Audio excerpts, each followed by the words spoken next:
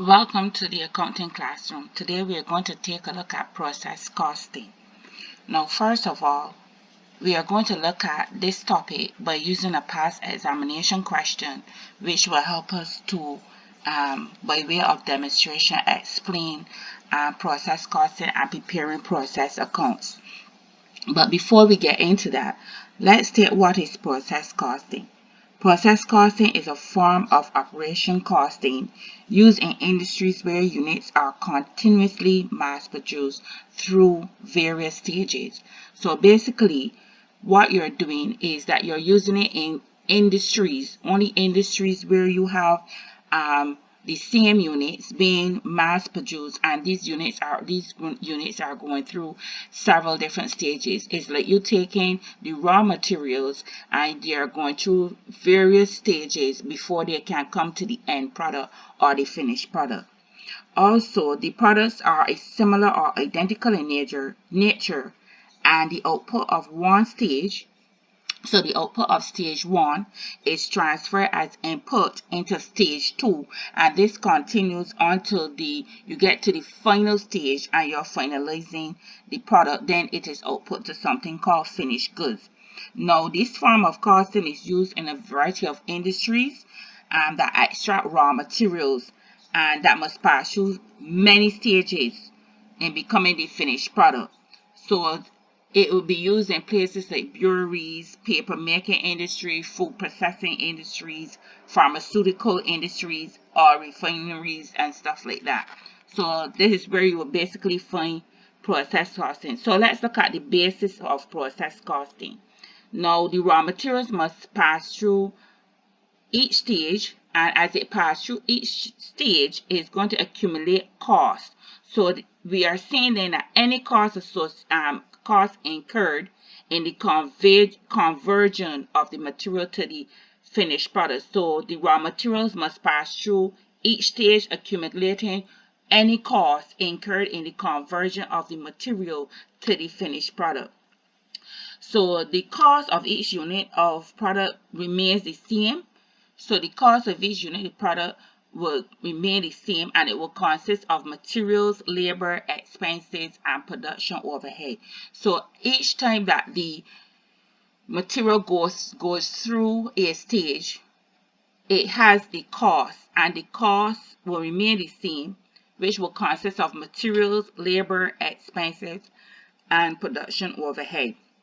Now, when you get labor expenses, direct labor, direct expenses, and production overhead together, when these are grouped together, these are known as something called conversion cost. So anytime you see conversion cost is a combination of labor, expenses, and production overhead. If you don't have any expenses, then it would be just labor and the production overhead. Now, in another video or another lesson, we are going to talk about a little bit about the concept of equivalent units, and we will talk about the valuation of inventory using the process costing. And now, in this video, we are going to be doing a process account. However, we are going to be looking at just doing the process account, calculating the cost per unit, and recording whether we made any losses or gains with reference to the particular process.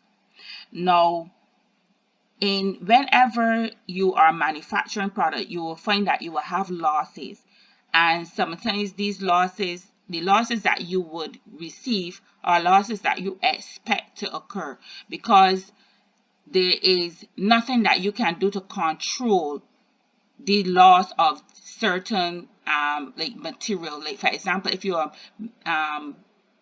constructing a house and you have to cut wood, you cannot control the wood that you lose, because you have to cut wood in order for it to fit in various spaces. Now, as I said, this loss is uncontrollable. It is outside the control of the manufacturer. So due to the nature of production being on a continuous basis, all the inputs will not make it to output. So everything you put in at the beginning will not make it out at the end.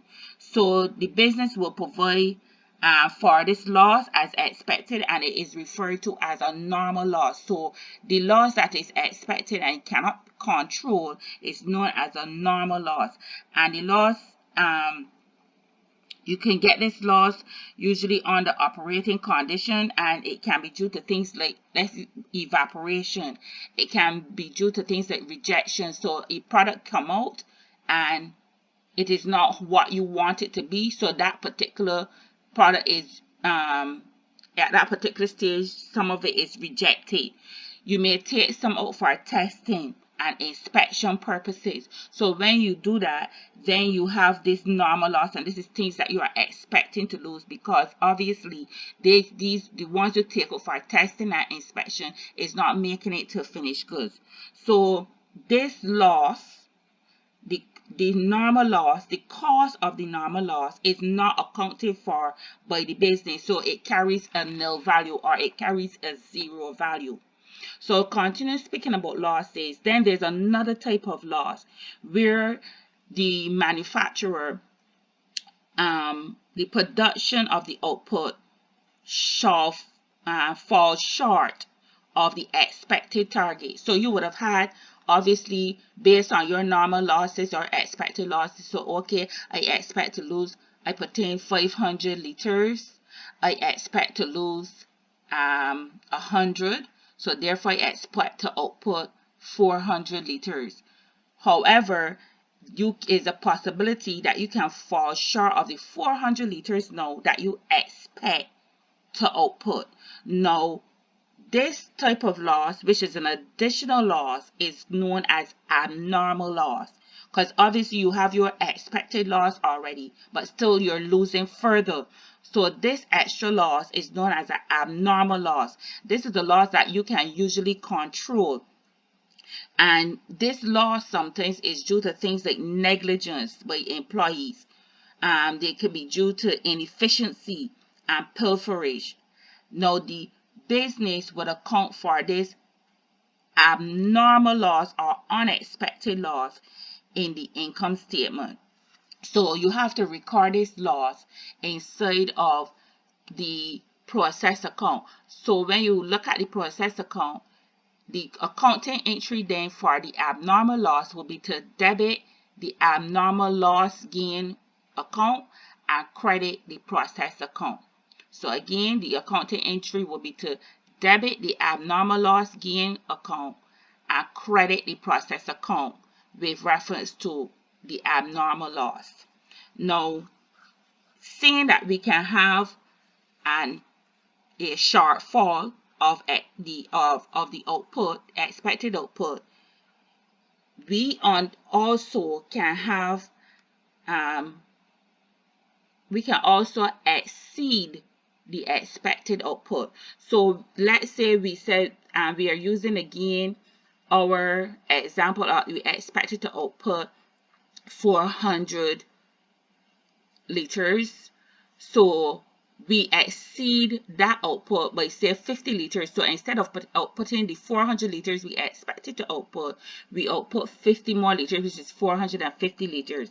Now, when the output exceed the expected target, that extra output is known as an abnormal gain. So the extra 50 liters that we output will be known as an abnormal gain. So this gain that we have may due to things like efficiency, care taken by the employees, or it may be yield at the production process. And again, this unexpected gain, the business accounts for it in the income statement. Now, the accounting entry for this unexpected gain would be to debit the process account with the value and credit the abnormal loss gain account with the amount. Now, in the abnormal loss gain account, the difference between the debit side and the credit side would be to your P&L, profit and loss. So let's look at this question and we will see all that I spoke about coming through when we prepare the process account and the abnormal loss gain account.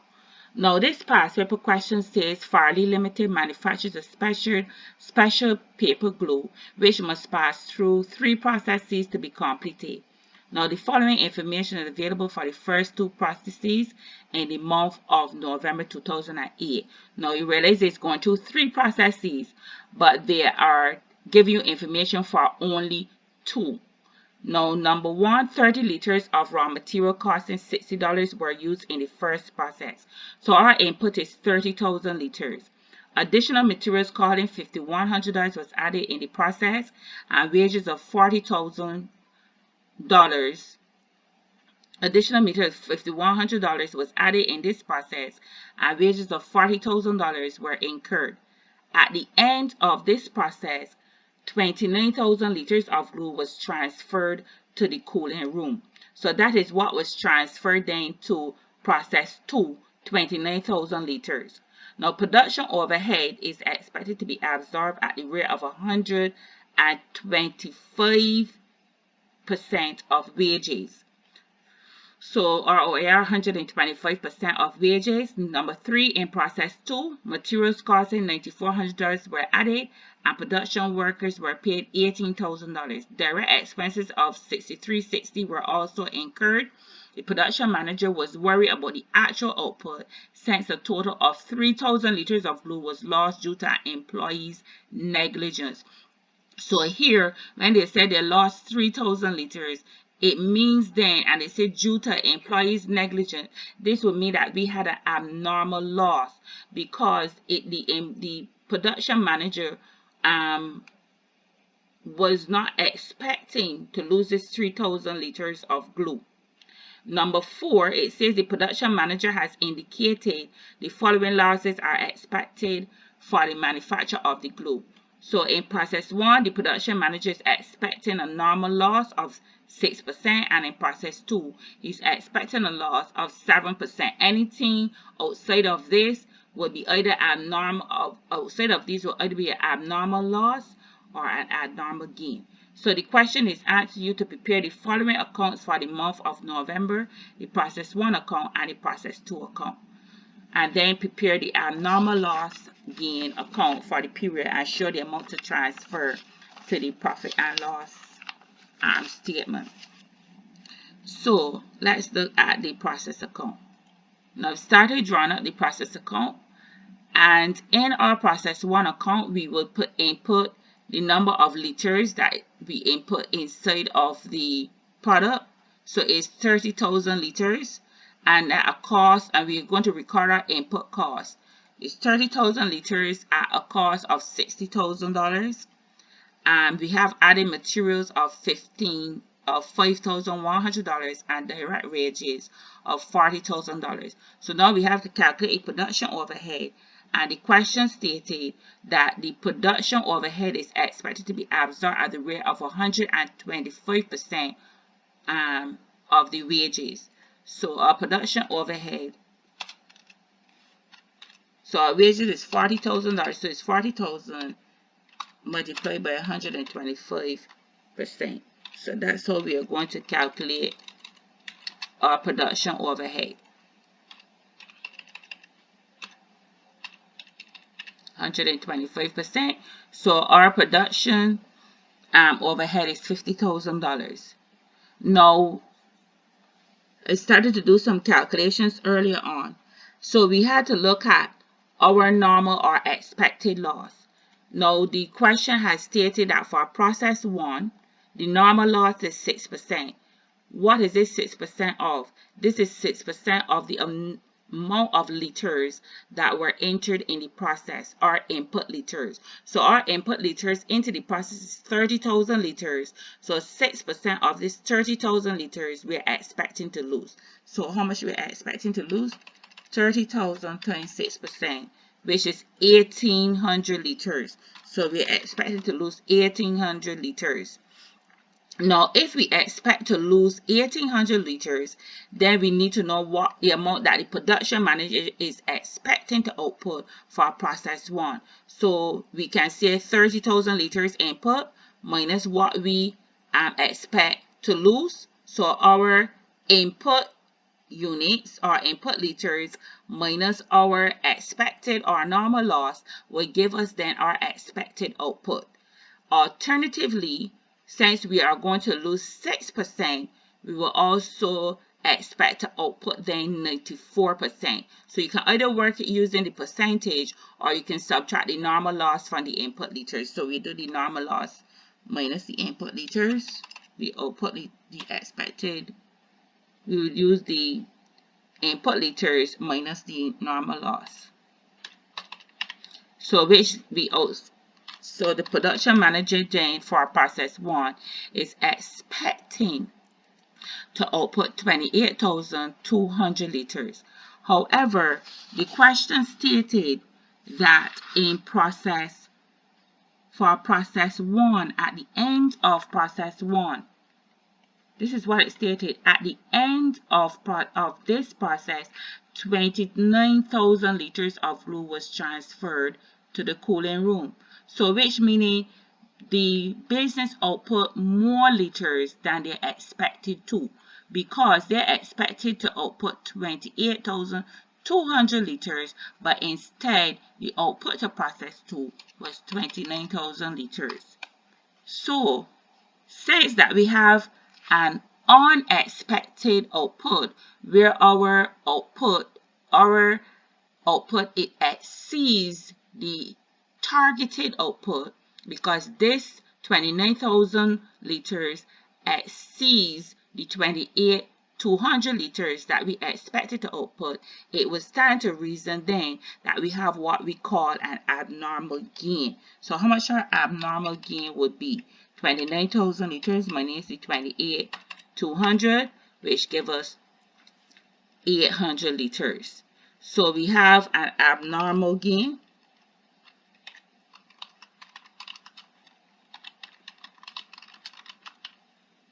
of 800 liters. Now we know our inputs. We know our normal loss is 1,800 liters, which has a 0 value. So now we need to calculate our cost per unit, because we need to find out what is the cost of these 800 liters that we gain, extra liters we gain, and what is the cost of these 29,000 liters that were output. So to find out the cost per unit, our cost per unit is our input cost divided by our expected output. So our input cost is $60,000 plus $5,100 plus $40,000 plus $50,000 divided by 28,200. So this is how we calculate our cost per unit. Again, our cost per unit is calculated by taking our input cost and dividing it by our expected output. And this is using it under this in this session here. So that is 60,000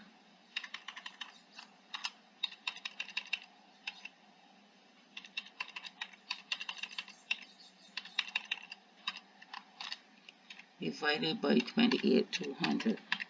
So our cost per unit is $5.50. So now we will calculate the cost of the output units. So 29,000 liters multiplied by $5.50.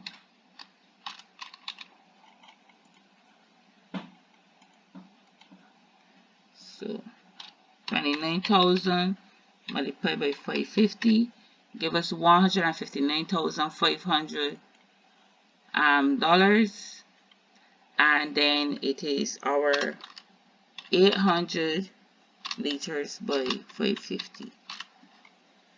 Put the work in on one side so you can see, which is $4,400 for the 800 liters. So then we add all of these for 159,500 add here 159,500, and this is process 1. So we are looking at the fact that for our process 1, we are after we've completed the process 1, after our materials went through process 1, we are going to send 29,000 liters from process 1 at a cost of $159,500 over to process 2. So that's what we are doing. So let's look at process 2.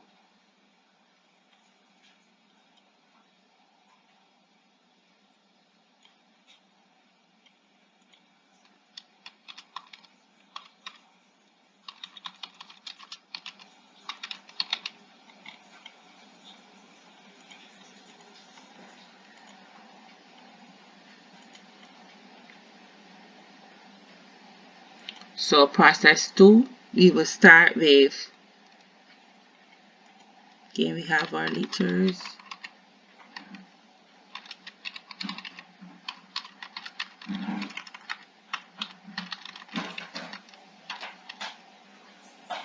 So process 2,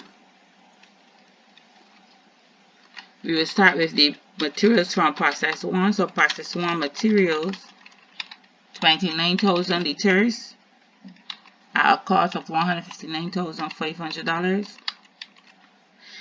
Then we go back to the question, which states that in process 2, materials costing $9,400 were added. So we have to have our added materials of $9,400. Then it says, and production workers were paid $18,000. So then we have to include our wages of $18,000. And they said direct expenses of $63.60 were also incurred. So we have to include our direct direct expenses of $63.60. And additionally, we have to remember to put in our production overhead, which is 125% of our wages. So let's include these additional costs. Added materials, $9,400. Direct wages of $18,000. Direct expenses of $63.60, and we have to calculate our production overhead, and our production overhead is 18,000 times 125%.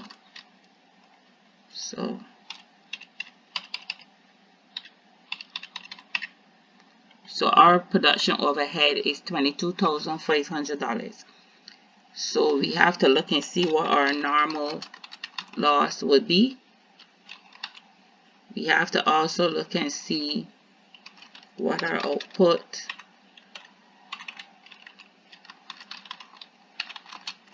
to process 3 would be.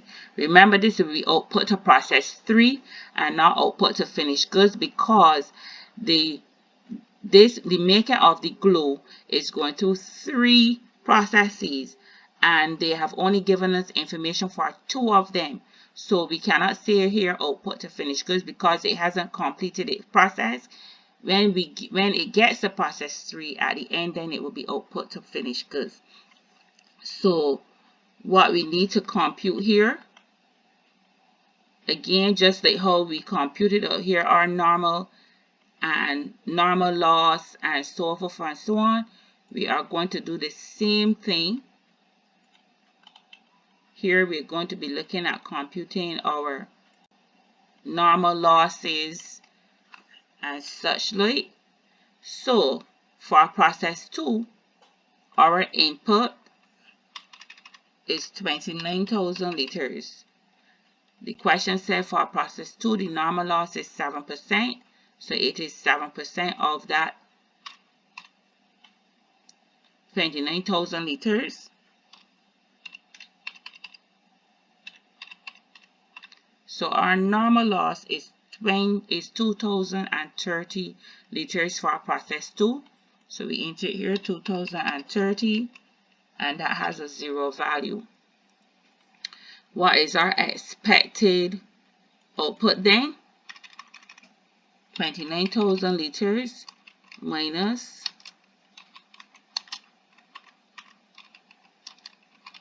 the 2030. So that is 29,000 liters minus 2030, which give us 26,970 liters. So, but we must realize that the question stated that the production manager was worried about the actual output since a total of 3,000 liters of glue was lost due to an employee's negligence. So we expect to output 26,970 liters. However, 3,000 of this was lost due to an employee's negligence. So we have to look at how much we actually output. So we are seeing that the normal output, the expected loss is 2030. So then and he lost, instead of losing the full 2030, it lost more than that. It lose 3,000. So that means we have an abnormal loss. So we have to find out what this abnormal loss is. They said they lost 3,000 liters, but they only expected to lose 2030. So then 3,000 liters, that the actual loss the actual loss was 3,000 liters minus the expected loss will give us how much the abnormal loss in liters would be. So our abnormal loss is 970 liters. So that means our actual output then will be the 26,970 minus the 970.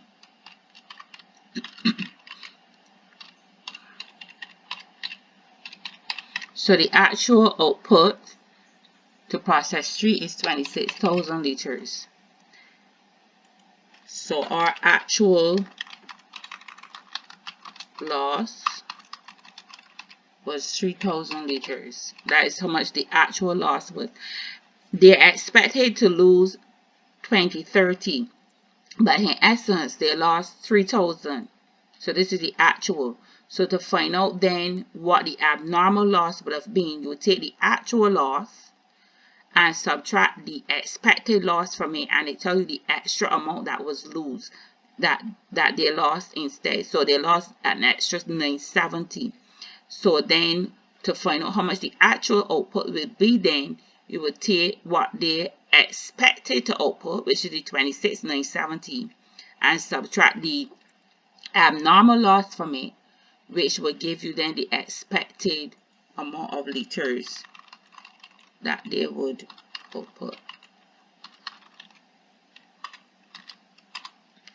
So then let's calculate our cost per unit. Again, our cost per unit is our input cost. Our input cost divided by our expected output. So 159,500 plus 9,400 plus 18,000 plus 6,360 plus 22,500 divided by the expected output of 26,970.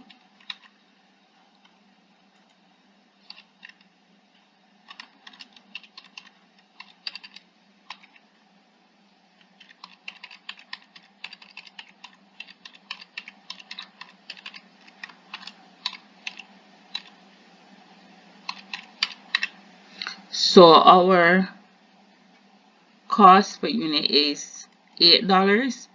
So then we are going to calculate our output, 2600 multiplied by the $8,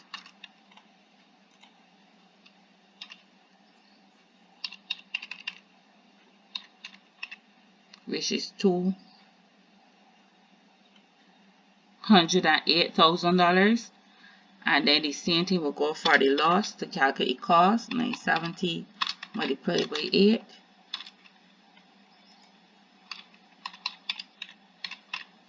$7,760. So then we come and we total both sides and they should equal the same. 215,760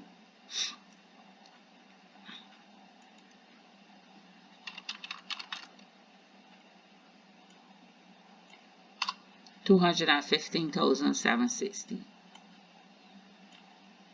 Let's tie this up a bit.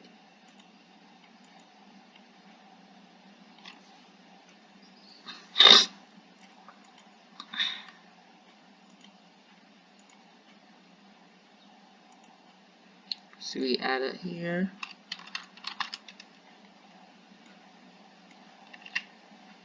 $29,000.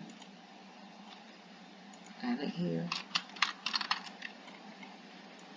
Both sides for the liters should be the same, 29,000. So you should get the same for both sides with your liters as well. So both sides are same, 29,000 liters. Go back to process 2. Tighten it up a bit.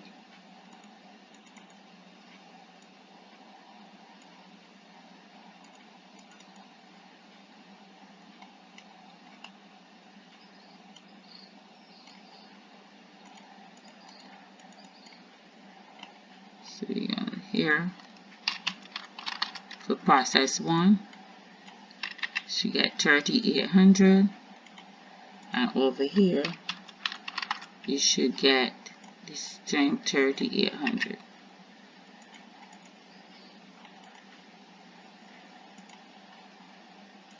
So we tidy it up a bit. So I'm just tidying it up a bit here.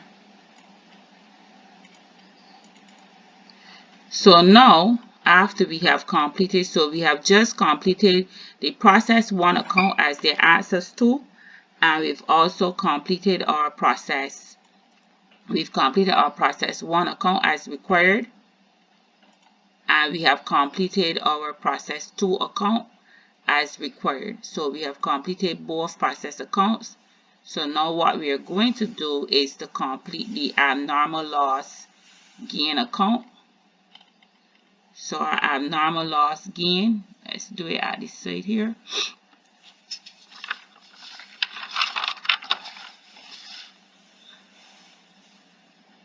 So I'm going to do it here. Okay. Abnormal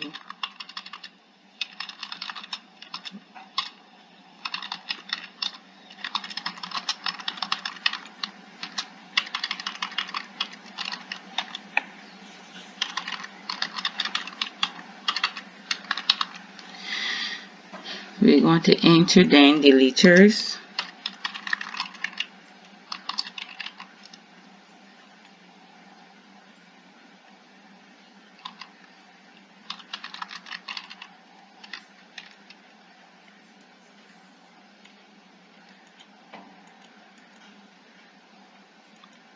So we would have debited process 1 account for the abnormal gain. So we're going to come to the abnormal gain account, and we are going to credit the abnormal gain account for that amount for the process account. So process 1 account, that was 800 liters, and the amount was $4,400. Then when we come to the process 2 account, we would have credited it for the 970 liters at $77.60 cost. So we will debit now the abnormal loss gain account for that amount. Process 2 account, the liter is 970 at 77.60.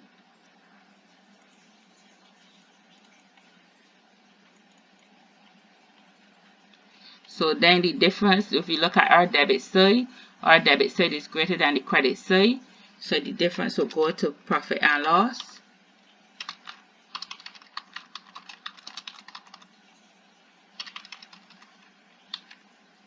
Which would be the difference between the 77.60 minus the 4,400, which give us profit and loss of 33.60. So then we can total our account.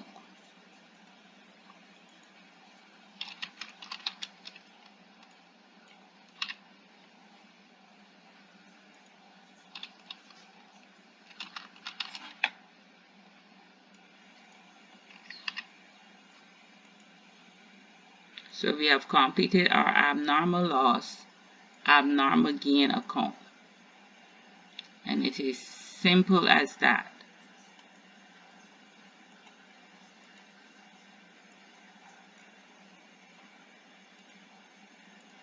Nothing big to it. So we look back here, we have completed our process 1 account. We calculated our normal loss, expected output, abnormal gain, or cost per unit. Then we went from our output. Our output from process 1 is our input in process 2, along with the other costs. And then we've calculated our normal loss for process 2. Recognize that we had an abnormal loss. We calculated our cost per unit, and we enter all our figures. And now we were able to transfer our abnormal losses and gains to the abnormal loss gain account, and then the difference between the two sides, we were able to transfer it to the profit and loss. So that has completed our question for today in this area of process costing. We are going to take a look at process costing again, but this time by preparing equivalent units table and also using various methods to value inventory, like the first in first out method of valuing inventory and the weighted average cost of valuing inventory in process costing. So then we'll be doing the same process account, however be using different methods for valuation of inventory and showing how to calculate our cost per unit. So you can review the video, you can pause, rewind, and you can take your time to assimilate and understand this concept that was shown today.